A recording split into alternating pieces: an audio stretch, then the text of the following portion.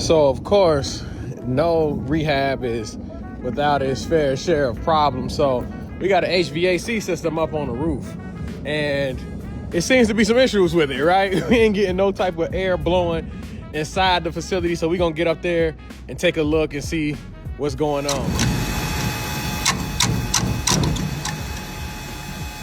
So after coming down from the roof, we see that it's an issue where we got to replace some pulleys and a timing belt, or one of those belts, and hopefully we get some air pumping in here soon. So of course that's a costly repair, but we're gonna make it happen. We got to push forward no matter what happens. So we'll see y'all soon.